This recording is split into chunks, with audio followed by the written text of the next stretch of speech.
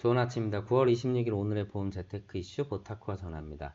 먼저 소아당뇨 연속 혈당 측정기랑 인슐린 자동주입기가 내년 1월부터 건보 적용이 된다라는 기사 내용부터 보도록 하고요. 40개월째 최저치를 달리고 있는 출생아 수도 같이 보도록 하겠습니다. 재테크 관련 기사로는 좋은 시절 다 가버린 최근의 ELS 시장에 대해서 잠깐 이야기를 하고, 그 다음에 요즘 말도 많고 탈도 많고 뭐 SNS 다 도배하고 있죠. DLF 첫 원금 100% 손실난 얘기도 같이 드려보도록 하겠습니다. 그리고 내계좌 한눈에 서비스가 은행에서 보험으로 또 보험에서 증권계좌까지 한 번에 조회할 수 있다고 합니다. 2천억이 잠자고 있다고 하니까 한번 조회해 볼 필요가 있을 것 같고요.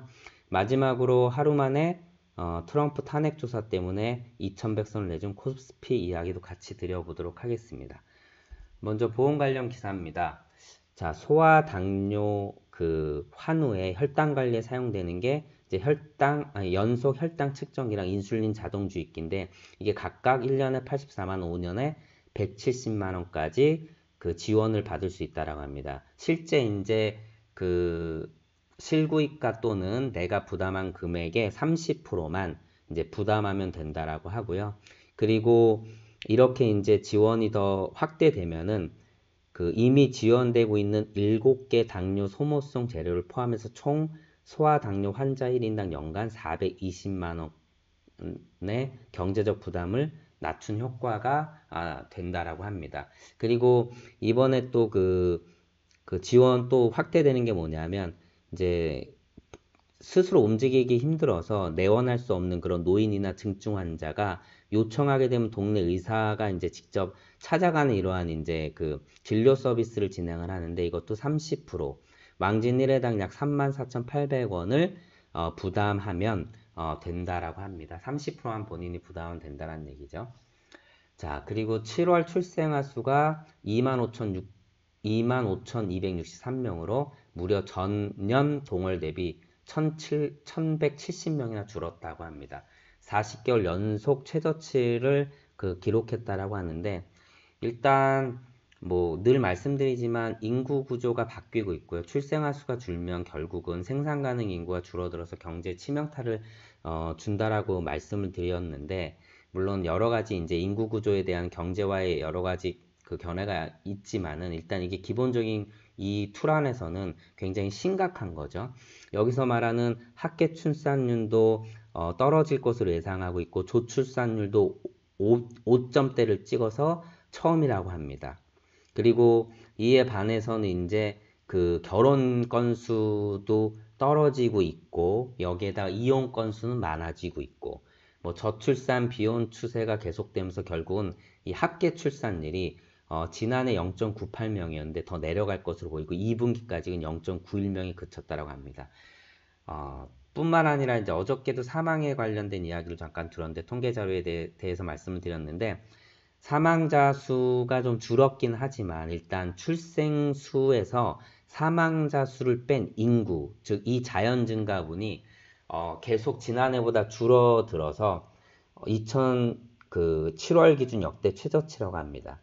무튼 심각한 상황이죠. 그래서 대한민국의 이제 인구가 정점을 찍고 자연 인구 또한 줄어들 것이라고 하다 보니까 매우 심각한 거죠. 그래서 우리가 뭐 이민 이런 제도들을 확대하는 이런 것들이 필요할 것으로 여러 가지 얘기가 되고 있는데, 뭐 무튼 분명히 경제에 큰 치명타를 입힐 수밖에 없는 것은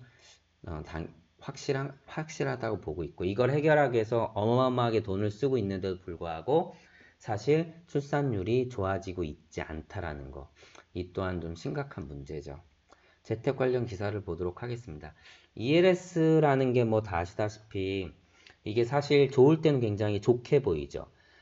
조기 상환이 있으니까 좀 짧게 보이고, 그리고 어느 정도 뭐 바텀이 있고 탑이 있다 보니까 어떤 확정적인 것처럼 해서 좋을 때는 굉장히 좋게 보이지만, 반대로 좋지 않을 때는 뭐 길게 보이고, 실제 이제 조기 상환이 안 되면은 사실 이렇게 짧다라고 느끼는 상품이 아니기 때문에, 그리고 먹을 게 별로 없다 보니까 결국은 이 발행 수익률을 제시하는 게 3%대까지 떨어지다 보니까 시장에서 굉장히 이제 판매가 안 되고 있다는 얘기입니다. 결국은 왜냐하면 뭐 다 아시다시피 ELS라는 게 이제 수익률이 두 가지로 구성이 되어 있는데 뭐 금리에 대한 이제 수익과 그 다음에 해지 비용에 대한 어떤 이 수익률로 구성이 되는데 이게 별 볼 일 없다 보니까 발행 주체 내에서도 좋은 수익을 낼 수가 없고 이 수익률이 뭐 3%대까지 상품이 나오다 보니까 최근에 뭐 리츠 같은 경우 6% 배당 수익까지 기대하다 보니까 이런 거에 비해서는 되레 위험한데 수익률이 떨어진다. 원래 중수익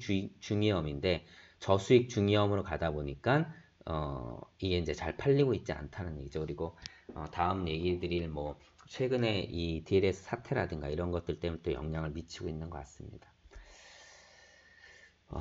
DLS 사태를 한번 보도록 하게 되면은 뭐 이제 이 최근에 그 독일의 이제 10년 만기 국채 금리랑 연계된 DLF가 손실이 100% 확정됐습니다. 이게 0.3% 마이너스 0.3% 아래로 내려가면 손실이 시작되고요. 마이너스 0.6% 밑으로 가면 원금 모두 잃는 구조입니다. 여기서 일단 원금이 100% 마이너스 났지만 이게 이제 해당 펀드를 만기까지 유지할 때 받을 수 있는 이자가 있기 때문에 결국은 98.1% 손실이 확정된 거고요. 1억을 넣었다라면 190만 원만 건지게 됐습니다. 그리고 뭐 하나은행 같은 경우는 46.1% 이제 같은 연계지수를 갖고 이제 상품을 구성한다 그래도 어떻게 구성하느냐에 따라서 달라지는데 결국은 뭐 이제 우리은행에 판 거는 100% 손실 거의 98.1% 손실이 났고 그 KB 같은 경우 46.1%가 확정됐다라고 합니다. 뭐 이게 이제 소송도 들어가고 있는데 어떻게 될지 또 이제 귀추가 좀 주목되고 있고요. 그리고 내 계좌 이제 한 번에 줘야 할 수 있는 서비스 있죠. 내 계좌 한눈에. 저도 이걸 통해서 은행에 잠자고 있는 돈을 조금 찾았습니다. 이제 증권 계좌도 한 번에 찾을 수 있는데 모든 증권사는 다 안 되지만 22개 증권사 대부분 우리가 거래할 수 있는 대부분의 증권사가 서비스를 같이 진행을 하다 보니까 특별한 경우 아니라면 이제 조회가 가능할 것 같고요. 50만 원 이하의 계좌라면은 바로 뭐 이동이라든가 자기 통장으로 이체 서비스가 가능하다라고 합니다. 잠자는 돈이 2천억이고요. 잠자는 계좌가 4천만 개라고 하니까 계좌당 한 5천 원 정도 꼴로 지금 그 이제 판명이 되고 있습니다. 그리고 수수료가 좀 드네요. 그 회사별로 300원에서 500원 정도 수수료를 제하고 서비스를 진행을 하니까 이 부분도 좀 참고해 볼 필요가 있을 것 같습니다. 또 이러한 이제 빅데이터 서비스들이 점점 좋아지는 만큼 우리들의 생활도 편해지지만 또 우리의 정보가 그만큼 또 공개된다는 거 그런 것도 생각해 볼 수가 있습니다. 네, 참 증시라는 게 뭐 늘 말씀을 드리지만 단기적으로 예측한다라는 게 어느 정도 가능하지만 늘 시장에 이런 이제 여러 가지 영향들이 있다 보면 예측이 빗나가는 경우가 많이 있습니다. 결국 잘 나가던 코스피가 트럼프의 이제 탄핵 이것도 때문에 결국 불확실성이 커지면서 2100선을 다시 내줬다라고 하고 여기서 보게 되면 외국인 투자자들은 3669억 원어치 순매도한 반면에 개인과 기관 투자자들은 각각 2226억 1194원 매수했다라고 합니다. 뭐 대한민국 금융시장의 특성을 보게 되면 최근에 이제 2018년 전 10년을 보게 되면 개인은 거의 30% 가까운 손실을 냈고요. 평균으로요. 기관과 외국인은 늘 이득을 낸 그런 통계자를 볼 수 있는데 무튼 뭐 특정 투자자들을 언급하는 건 아닌데 주식 투자라는 게 정말 누구나 쉽게 투자할 수 있어서 진입장벽이 없고 심리가 작용되는 시장이다 보니까 참 어려운 시장인 것은 분명합니다. 그래서 저는 늘 뭐 장기적인 투자를 권유를 하고 있는 거고요. 예. 자, 오늘 기사는 여기까지 보는 걸로 하고요. 오늘도 어제보다 행복한 하루 되시기 바랍니다. 고맙습니다.